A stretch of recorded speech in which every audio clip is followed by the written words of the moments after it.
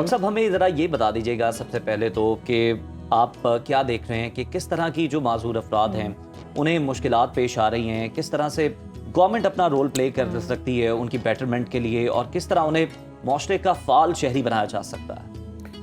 دیکھیے اس وقت دو پہلو ہیں جی، جو گورنمنٹ ہے اس نے جو رول اینڈ ریگولیشنز اور جو کانسٹیٹیوشن میں جو رائٹس دیے ہوئے ہیں پرسنز ود ڈسیبلٹیز کو، ہم اب کیونکہ معذور کا لفظ استعمال نہیں کرتے، اسپیشل ابیلٹیز کے ساتھ، وہ تو بالکل دنیا میں جو دنیا کے جدید ترین ممالک ہے ان سے بھی اچھے رول اینڈ ریگولیشن پاکستان میں بنے ہوئے ہیں، لیکن بدقسمتی یہ ہے کہ امپلیمنٹیشن نہیں ہوتے۔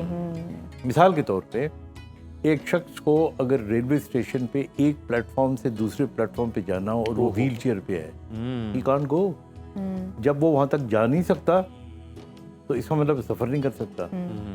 اگر وہ سفر نہیں کر سکتا تو کتنی اس کی امیدیں اور منزلیں اس کے ہاتھ سے نکل جائیں گی۔ اچھا اسی طرح آپ چلے جائیں کسی ایسی بلڈنگ کی جو پبلک بلڈنگ ہے، جی، وہاں پہ اگر ریمپ نہیں بنا ہوا تو وہ وہیں پہ کھڑا رہے گا۔ پارکس ہو گئے، بینکس میں نہیں ہے لیکن اب ذرا ہم دیکھ رہے ہیں کہ بننا شروع ہو گئے ہیں۔ بالکل، یہ بھی ایک بڑی ہم نے میک اے ریمپ ایک پوری تحریک چلائی تھی۔ بالکل آپ کی کاوشیں ہیں۔ جی، اور آہستہ آہستہ وہ کرتے گئے۔ میرا کہنے کا مطلب ہے کہ رولز کی حد تک تو ہے لیکن امپلیمنٹیشن کے لیے جو ہے نا وہ ول چاہیے ہوتی ہے۔ You need to have a political will. مجھے کبھی بھی کسی گورنمنٹ کے وزیر اعظم سے کوئی وہ اعتراض نہیں رہا۔ They all have very good wills, وہ چاہتے ہیں، بیکاز یہ ایک ایسا طبقہ ہے کہ سب مدد کرنا چاہتے ہیں، لیکن ہوتا یہ ہے کہ بیچ میں نا ریڈ ٹیپزم آ جاتا ہے۔ مثلا میں میو ہاسپٹل میں پروفیسر تھا، جی، ہیڈ آف دا ڈپارٹمنٹ تھا، مصنوعی ٹانگیں بنتی تھی لوگ، اب اس کے لیے نا ایک سرٹیفکیٹ کی ضرورت ہے کہ اس کی ٹانگ نہیں ہے۔ اب وہ جو سرٹیفکیٹ ہے، اگر کوئی بنو کا مریض ہے تو اس کو بنو جانا پڑتا، پھر بنو سے وہ زکوٰۃ کمیٹی کے سائن کروانا پڑتا، وہ ایک زکوٰۃ کا لفظ بھی اس کو چپتا، پھر وہ میو ہسپتال آتا، آ کے دیکھتا تو نہیں وہ مور نہیں لگی ہوئی، اب پھر اس کو بنو جانا پڑتا، کاغذوں میں الجھایا ہوا تھا۔ تو میں انہیں کہا کرتا تھا کہ بھائی ایک آدمی جس کی ٹانگ کٹی ہوئی نظر آ رہی ہے اس کو میڈیکل سرٹیفکیٹ کی کیا ضرورت ہے؟ بھائی he has no league, evident ہے، نظر آ رہا ہے۔ تو یہ اس قسم کی جو آسانیاں ہوتی ہیں نا یہ دینی چاہیے۔ تو اس لحاظ سے اگر دیکھا جائے، آپ نے موازنہ کیا تھا جی، تو پاکستان میں یہ ایشوز آ رہے ہوتے ہیں، دوسرے ملکوں میں یہ ایشوز کم ہیں، لیکن پھر کچھ چیزیں یہاں کی اتنی اچھی ہیں جو باہر نہیں ہیں۔ جیسا کہ مثال کے طور پہ میں آپ کو بتاؤں، ہمارے یہاں میں نے دیکھا ہے ہمارے دیہی علاقوں میں اگر بھائی بیمار ہو جاتا ہے یا معذور ہو جاتا ہے نا، جی، تو بہن شادی نہیں کرتی کہ اس کی خدمت کون کرے گا، مائیں پیار کرتی ہیں، بھائی خود کما کے اس کو پالتے ہیں۔ یہ دنیا میں کہیں نظر نہیں آتا، یہ محبت، یہ پیار دنیا میں نظر نہیں آتا۔ صحیح بات ہے۔ اچھا ڈاکٹر صاحب، بالکل آپ صحیح کہہ رہے ہیں کہ پاکستان میں ول ہے، وہ کرنا چاہتے ہیں لیکن امپلیمنٹ نہیں ہوتا۔ کبھی ایسا بھی ہوتا ہے کہ جو آپ کو دیکھ رہے ہیں، آپ ان کے لیے رول ماڈل ہیں، آپ نے بھی کافی چیلنجز کا سامنا کیا ہوگا اپنی زندگی میں۔ آپ اپنے بارے میں بتائیے گا کہ کبھی کوئی ایسا لمحہ آیا ہو کہ آپ بھی ٹوٹ گئے ہوں، کمزور ہوئے ہوں؟ ٹوٹتے تو سبھی رہتے ہیں کسی نہ کسی موقع پہ، ہم سارے، اس کے لیے ضروری نہیں ہوتا کہ ٹوٹنے کے لیے آپ کو اسپیشل پرسن یا ڈسیبلٹی ہی ہونی چاہیے، وہ سبھی ٹوٹتے ہیں، سبھی کے لیے ٹوٹتے رہتے ہیں، لیکن چیلنجز ڈفرنٹ ہوتے ہیں۔ کس طرح سے اپنے آپ کو سنبھالا جو دیکھنے والے ہیں تاکہ وہ موٹیویٹ ہو سکیں آپ سے، سیکھ سکیں آپ سے؟ نہیں، آئی تھنک مجھے جو چیز بہت زیادہ تقویت دیتی ہے اور جو مجھے مضبوط بناتی ہے نا، وہ لوگوں کے رویے ہیں، اور میں ان کو انجوائے کرتا ہوں، اور یہ ہمارے ملک میں ملتے ہیں، the way people take care of اس۔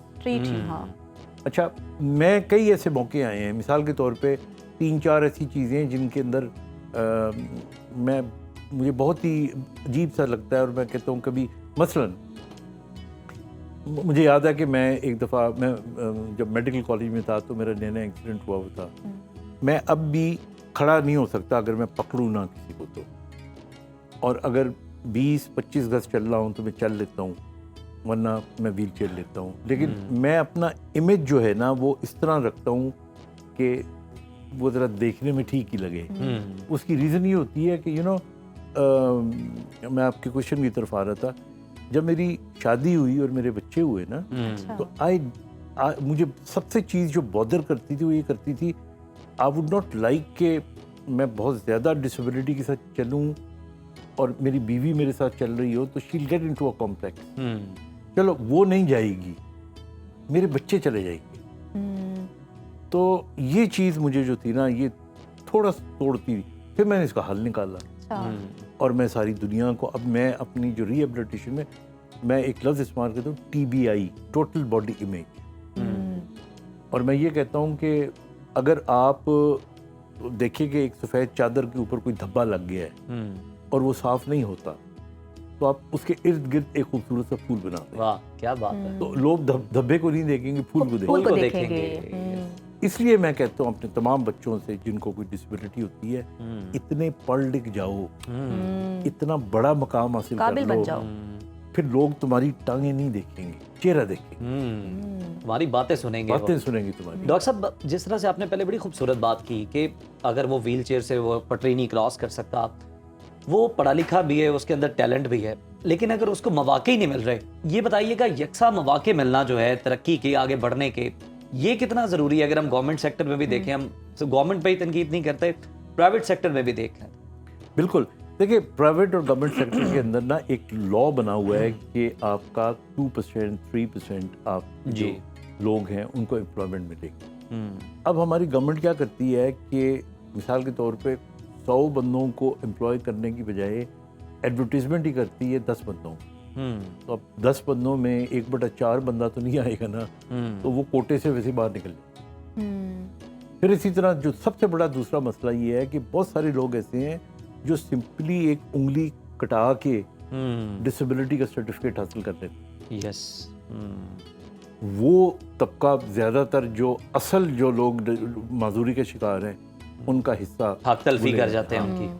ابھی میں آپ کو اپنی مثال دیتا ہوں. مجھے مطلب میں بوڑھا ہو گیا ہوں اور میں I was only 21 years old جب میرا ایکسیڈنٹ ہوا تھا. میں نے کبھی اویل نہیں کیا ڈسیبلٹی کوٹا. میں جو عام ہماری زندگی تھی اسی کے اندر میں کمپیٹ کر لیا کرتا تھا, مجھے ضرورت ہی نہیں پڑی. تو بہت سارے لوگ ہیں they fight and they do so well, لیکن بہت سے لوگوں کو ضرورت ہوتی ہے اس کوٹے کی. تو اس لیے گورنمنٹ کو چاہیے, اور میں گورنمنٹ کا حصہ رہا ہوں, اور بلکہ جب جنرل پرویز مشرف کی حکومت تھی تو ان کی ایڈوائزری جو کمیٹی میری بنی تھی, he invited me as a part of that.